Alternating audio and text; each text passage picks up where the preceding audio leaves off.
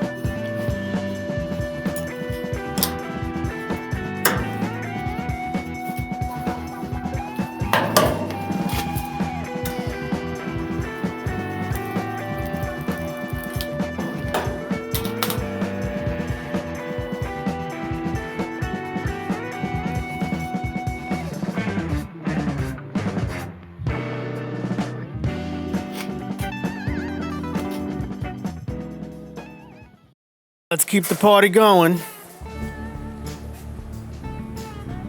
Fun fact, reproduction panels are hardly ever perfect. I try not to let it annoy me too much. I can tell you this, invest in clamps and vice grips, like lots of them. They're gonna come in handy.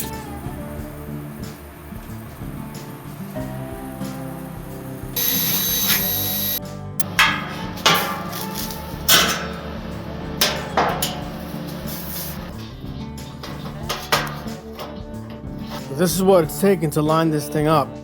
It's pretty good up to here, but man, look right here how bad it is. Ugh. It's just terrible. We're gonna keep at it.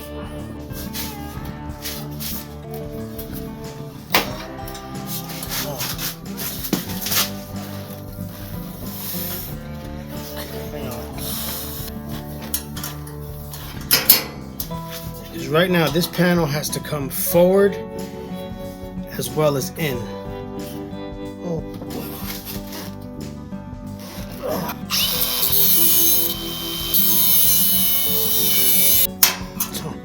Oh, it's better. Okay, so it took a couple clamps to get that straightened out, but I think we're really close. We're about to flip it over and find out. If it's not the way I want it, I'll have to just do some slicing to either the corner or the quarter panel.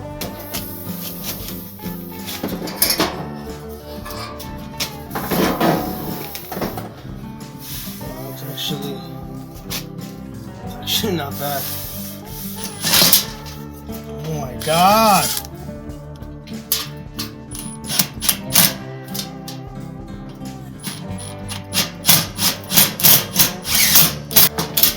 Your mother. I'm getting tired, yo. That's what it is. It's the end of a long day. Getting tired. I'm starting to make stupid mistakes. After about an hour and a few spicy words, I got it lined up. The screws are temporary, so don't worry. I'll weld it all up later. For now, I just want to get the other side done and move on. So there's a couple of reasons why I've been documenting the Bronco build. The obvious is what I think is the cool factor. I just think it's a cool project. But also it's going to be for sale, so I like having the proof of the work performed on it. But another reason that I like to document this stuff is for that person out there that might be thinking about tackling a project like this themselves, or maybe they're going to purchase a Bronco and they're not sure what to look for. So that being said, I want to show you something. Looking at this wheel well on the passenger side, there's some obvious dents, and you might say, well, why not just bang out the dents? But here's the thing. This is what you're going to find behind those wheel wells. The only way to go about it is, a proper repair.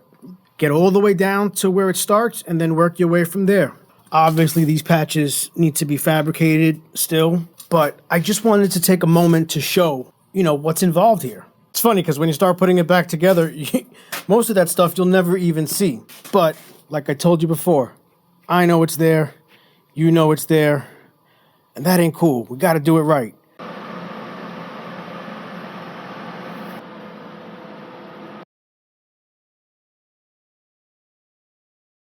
All right, so I use this technique on pretty much every custom part that I make that involves a template, fusion, and my CNC cutter. So if you haven't seen any of my other videos, I'll explain it here. In order to take your template and produce a part that's going to match your dimensions, yes, if it's a simple enough shape, you can just key those dimensions into Fusion. However, if you have a part that's a little more complex, or maybe your measuring skills aren't quite there, especially when you're dealing with a radius or just some oddball shapes, this is your hack. This is your lifesaver. So you take your flat template, you take a scale. Some of you guys call them a ruler, but we were taught in drafting school, these are called scales. You take your scale, place it on your object, and you take a photograph. No, I'm just going to simulate it. Click, my photograph's been taken. Now, you'll see when I load it in Fusion, what I'm going to do is calibrate my photograph based off this scale. So we'll take the photo, we'll put it into Fusion, and I'll show you what the calibration does. Okay, so here's the photo of the paper template in Fusion with a scale directly on top of it. To calibrate the photo, I zoom in on the scale and I pick two known points. For this, it'll be 6 and 7. I tell Fusion that the distance between these 2 points is an inch. Fusion will then adjust the image size to be dimensionally accurate. Now, I can draw my actual panel over it, and when I send that file to the plasma cutter, I'll get a part that matches all the dimensions of my template. Easy peasy.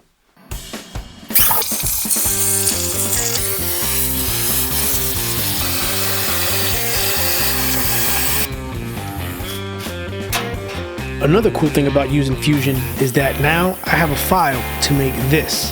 It's basically a die that's the same profile as the panel, so I can hammer over the flanges on all 4 panels and they'll all match perfectly.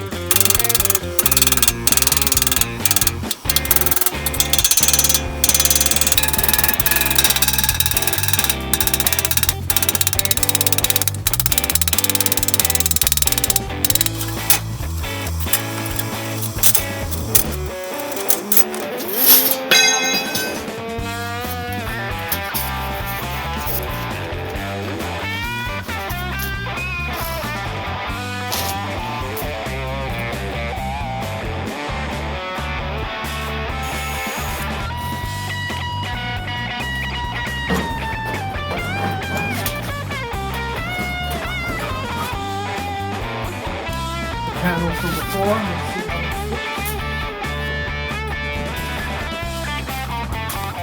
I mean, listen, for the first mock-up of this part, I'm not mad at it. Actually fits pretty nice. So took that rusty part, made that paper template, made that steel tool to make that panel. All right, so let's take a second to explain what's going on here so that we don't waste too much time in this video showing stuff that makes no sense. So you saw me put together this back panel, right? I'm also gonna do one for that side, so we'll have a matching set. So that's pretty self-explanatory. Now the front panel, I thought was gonna be the same as this, but here's something that snuck up on me, which is not a big deal, but this just comes with the territory. Because we're doing the suicide doors, things are no longer in the same place. So we have this bit of a gap here. This is about a 1/2 inch gap from this panel to this panel. Now, on my brake, I can bend these offsets, but I can't get them that tight. I get them that tight. So that just means that this panel is gonna be 1/4 of an inch wider on the lip. No big deal, it'll be the same thing over there. But again, this is just the type of stuff that, you know, pops up when you're doing custom work. It's not the end of the world, but you always have to be willing to adapt and change and pivot. All right, so we've got our hinge side for the suicide doors. We've got the support, all right? We've got additional support here, bracing. We've got the new interior panel. Now, I'm working on these little things right here, which are gonna be close-off panels. Just so that we're not stuck with this open, disgusting look. We can get something a little more OEM, right?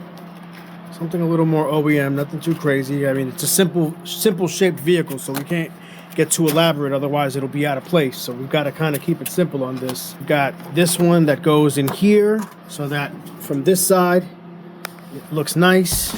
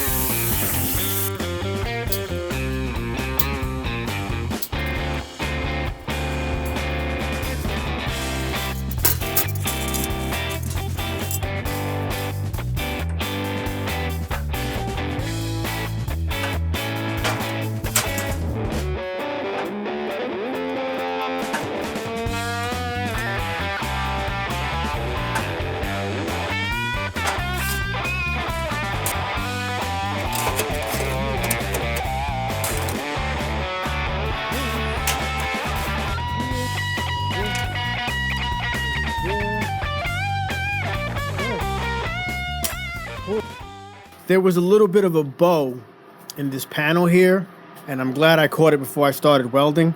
So that's what all this is. I basically took a tube, I put it on the inner side, I clamped it all together to straighten it out. I clamped the hell out of the wheel well, and when I weld it, I'm gonna really cook it in there. I'm gonna hit it with a good amount of heat. So not only will it weld it properly, but I'm hoping that that heat will help to massage and convince this material to move in the direction I want it to.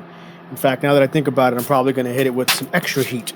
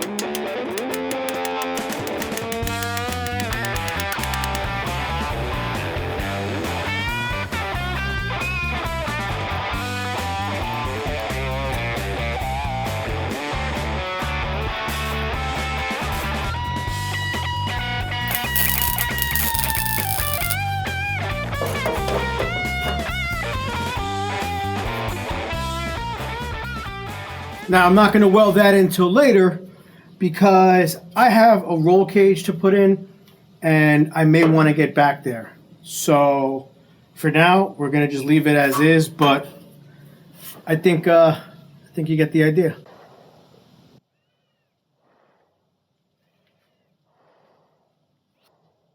With the driver's side done, I move on to the passenger side. It's the same thing, so there's no point in showing it twice. Now it's time to connect the back of the body to the front. Let's make a custom floor pan to tie them together.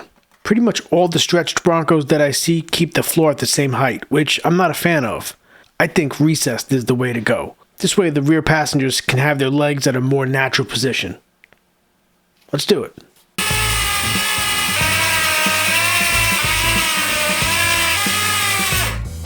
Alright, so now I gotta take this and make 2 pieces that match. Well, actually, 4 pieces.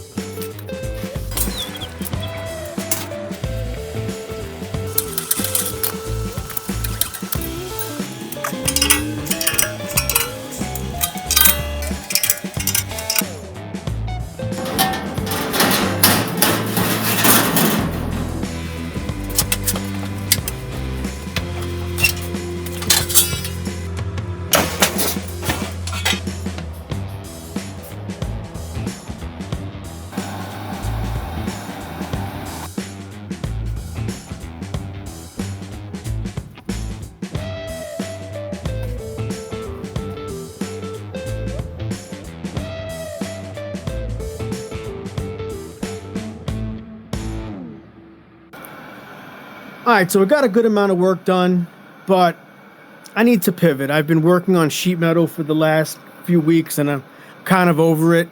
So we're going to switch gears. This is the rear subassembly off of the Porsche. And I told you in episode 1 that the intent was to keep as much OEM Porsche stuff as possible. So that's what we're going to be attacking today. I need to start laying out my chassis, get an idea of how things are going to play in here. As big as this truck is, I'm going to run out of room really fast with the front and rear subframe.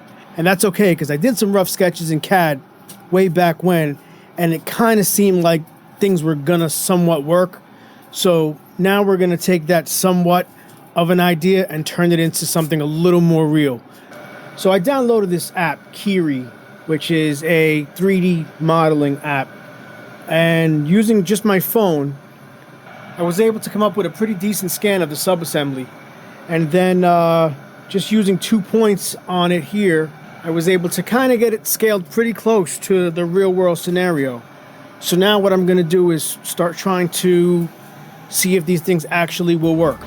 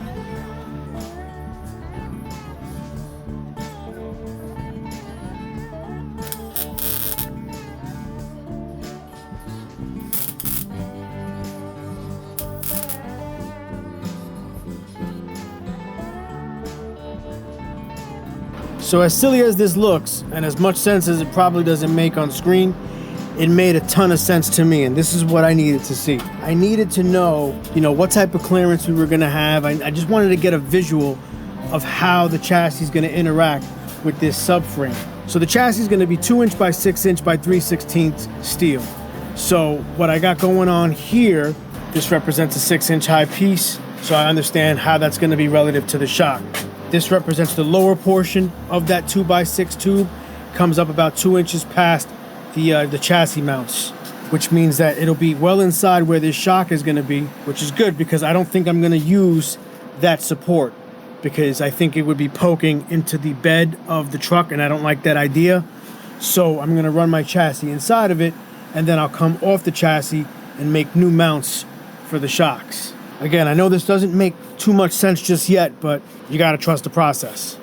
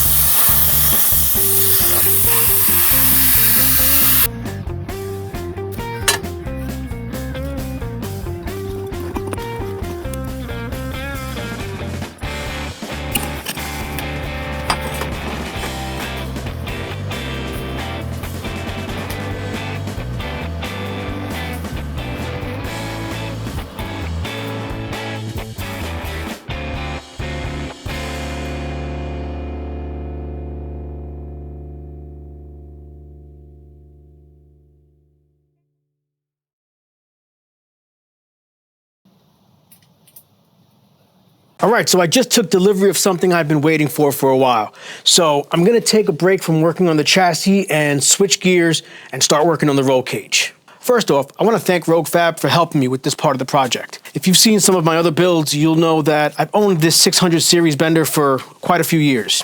If you're not familiar with Rogue Fab, they're a pretty notable name in the world of tube bending. What sold me on this bender initially was the cost of entry and the fact that it's offered as a kit that you can weld together yourself, which is awesome. So right out the gate, you get to save some money, you get a fun welding project that lets you learn your machine inside and out, and you get a quality bender. Now, on the Bronco, I'm gonna be doing a 2" dom tube roll cage, and it's similar but not the same as the roll cages that are already on the market.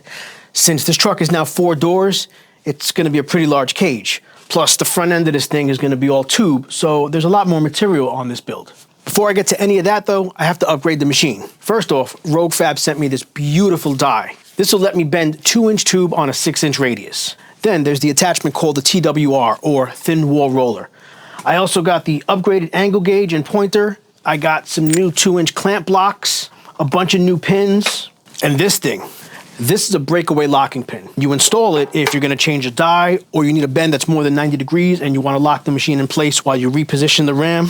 What this does is it saves your machine for when you inevitably forget to remove the locking pin and continue your bend operation. Instead of leaving the standard steel pin in there, you'll have the breakaway, which will, well, break away. It's probably the greatest low-cost solution for a mistake that you'll probably make. Another thing you get from Rogue Fab are detailed instructions with pictures. They also have tons of support online. They have videos, they have tutorials. So these guys really help get you set up. Be sure to check them out at roguefab.com. There's a link in the description for any of you who just can't wait and need to buy a bender right now. You won't be disappointed. They know what they're doing. All right, so let's get to it.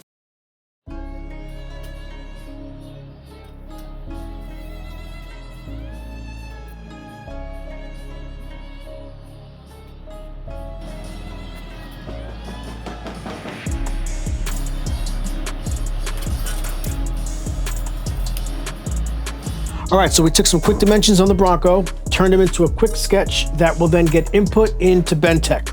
Once I get an idea of what this cage is gonna look like, I'll start spitting out my templates and my cut list, and we will start bending some material in the Rogue Fab bender.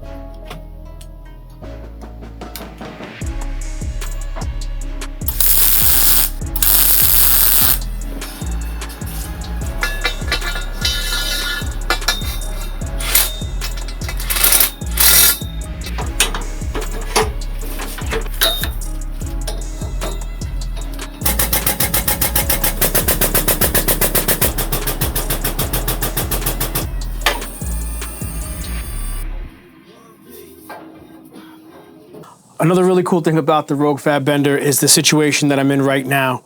This side of the tube needs to come in just a bit, probably a degree or so. And because of the design of the Rogue Fab bender with these clamp blocks, I can literally just take it and put it right back in the machine and continue the bend from exactly where I left off. That right there is worth its weight in gold because I don't have to do any guesswork and there's no risk of me ruining the part as long as I don't overbend it. So that being said, yeah, let's get this squared away so we can continue.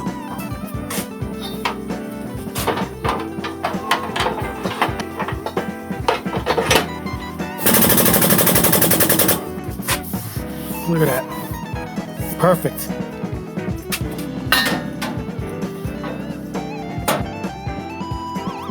Awesome.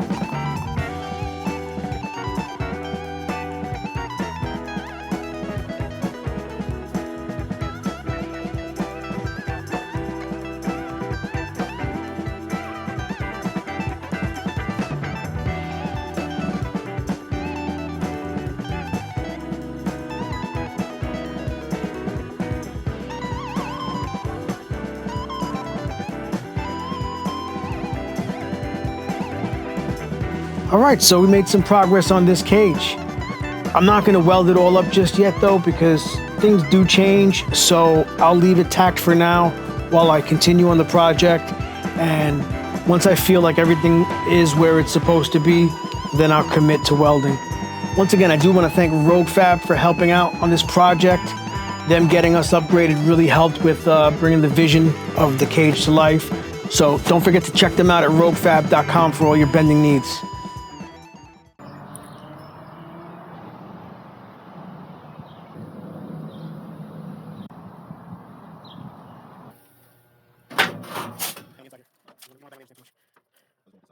Oh boy, well, this is why you don't celebrate too early.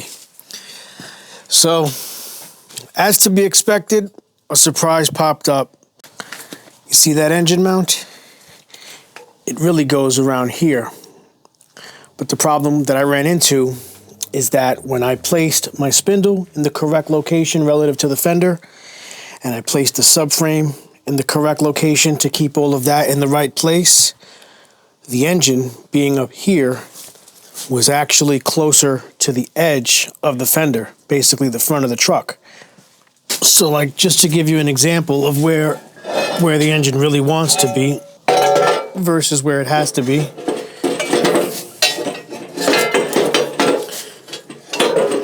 So this frame, this goes here.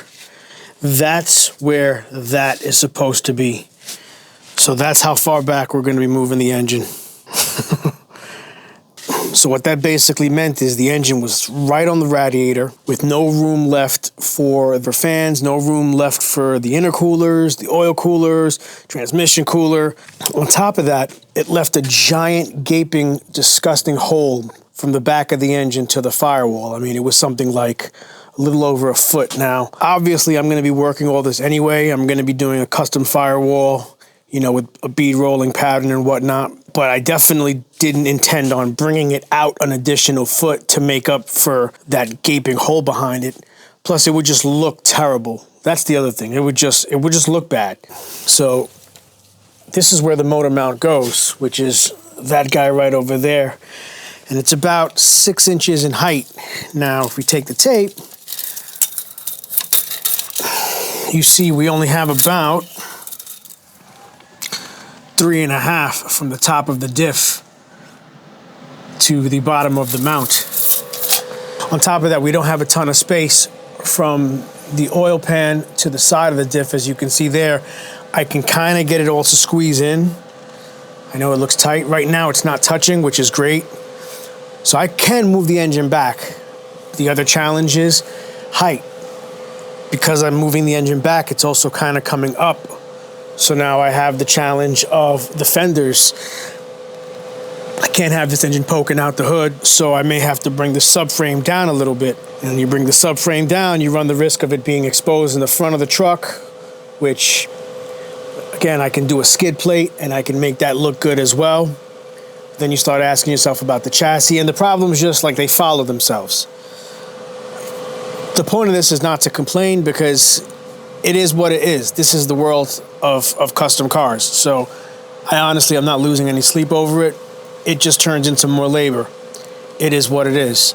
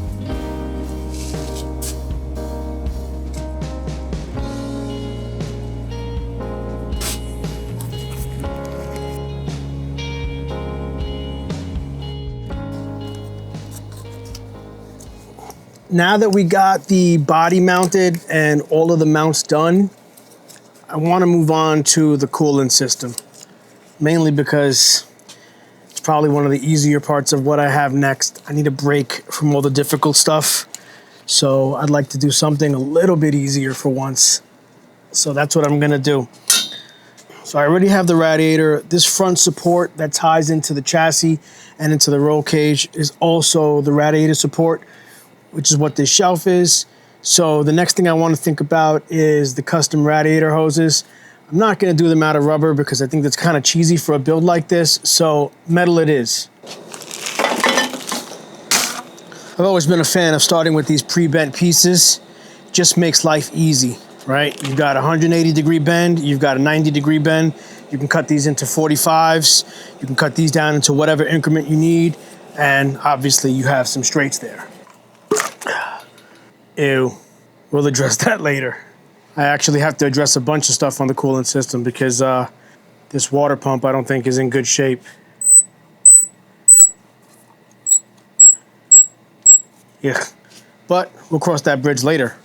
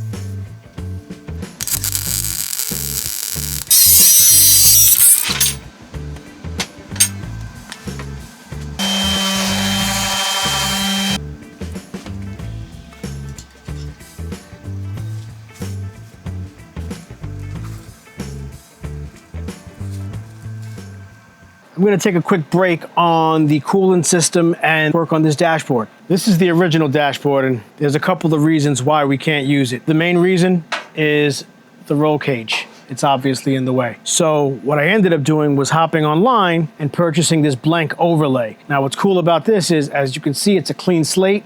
There's no cutouts for gauges, which will be perfect for what we're gonna be doing. On top of that, it's gonna be a lot easier to modify. So we have the roll cage that comes down here. So as you can see, I started cutting away, and this will all get cleaned up later. I'm basically notching out for the roll cage so that I can set this in the right position. Then I'll take some of these pieces off the old dashboard and rework them so that they fit here and look nice. I also got some steering joints in because I'm gonna start working on the steering setup. Probably the only portion of this job that's gonna be borderline easy is the steering setup, because I kinda have a straight run all the way from here to the original Porsche steering rack right there. And I've also got tons of room. So I'm still gonna keep it tight to the chassis just because I need room for the turbos and for the exhaust and other stuff. But for once, I actually have some room to spare. That doesn't happen too often, so I'm not gonna celebrate, but I am a bit on the happy side for once that things are gonna be, dare I say it, easier? Let's find out.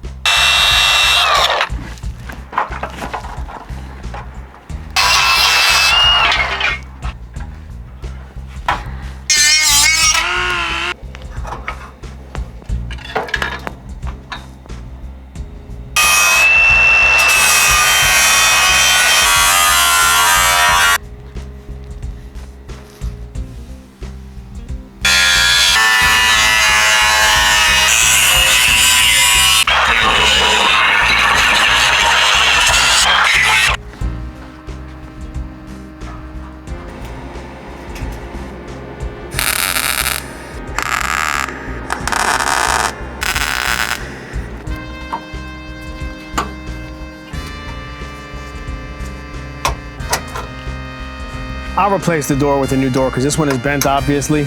I don't know what the hell happened to this thing. But yeah, that's pretty straightforward. We still have to put the liner on the inside here. Then I still have to tighten this up. I still got the other side to do, but yeah, we're making some dashboard progress.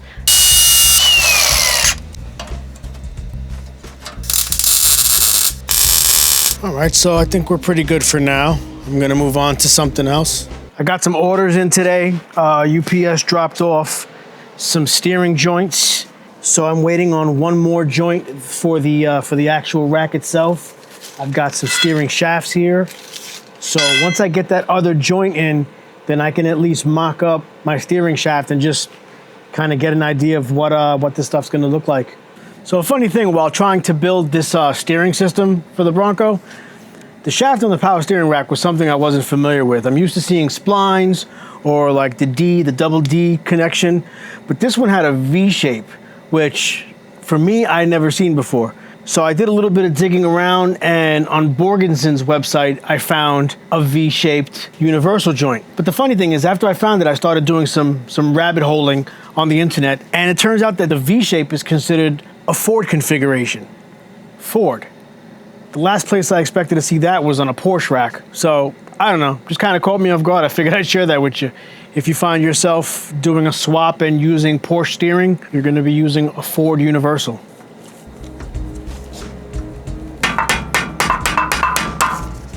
That's definitely it. So I'm gonna get a joint from a piece from about here to here.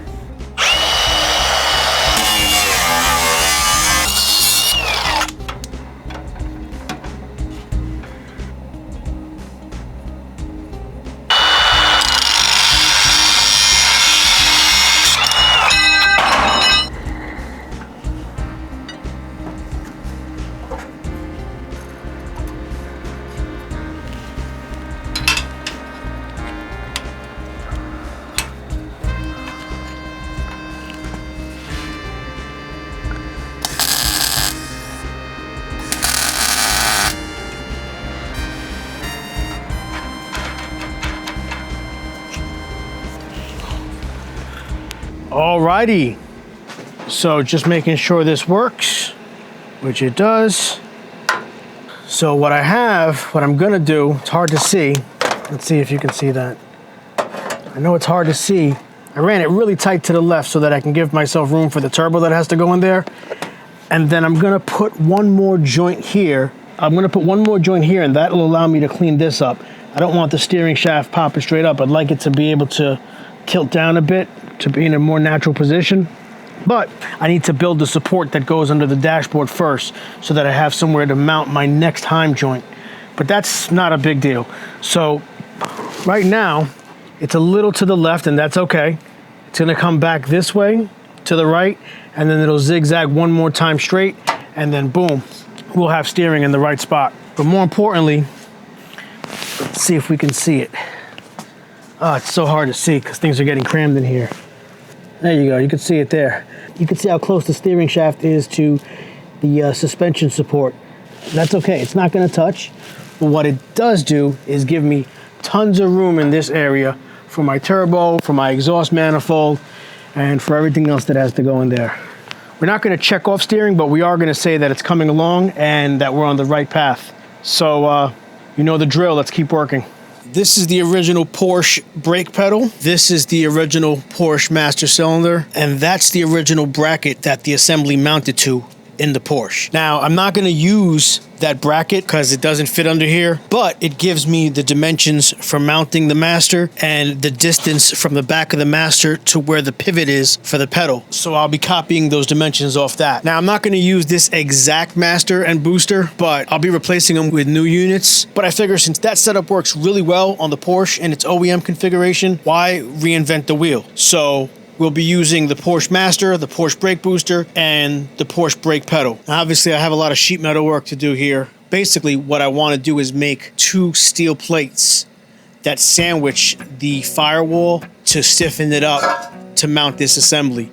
So let's make that happen, shall we?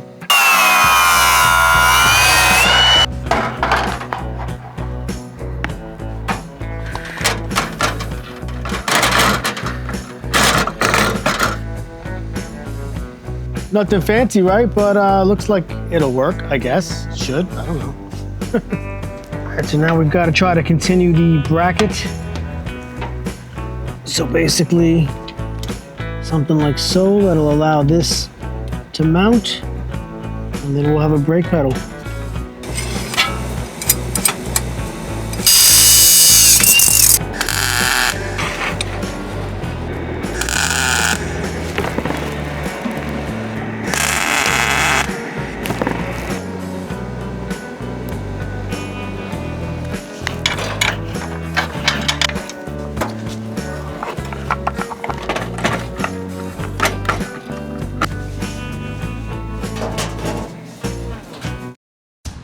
Now, let's make bumper mounts and a beefy bumper. And of course, some skid plates.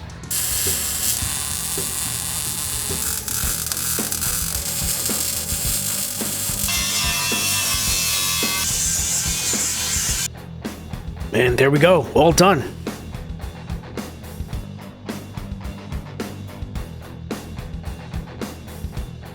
All right, well, that's a wrap on episode 2 of the Bronco build. We made a ton of progress, and as of today, it's actually much further along than what this video even shows. I hope you guys enjoyed the video. Thanks a ton for watching. Make sure to like, comment, and subscribe, and don't forget to follow me on Instagram, right here. See you next time on episode 3.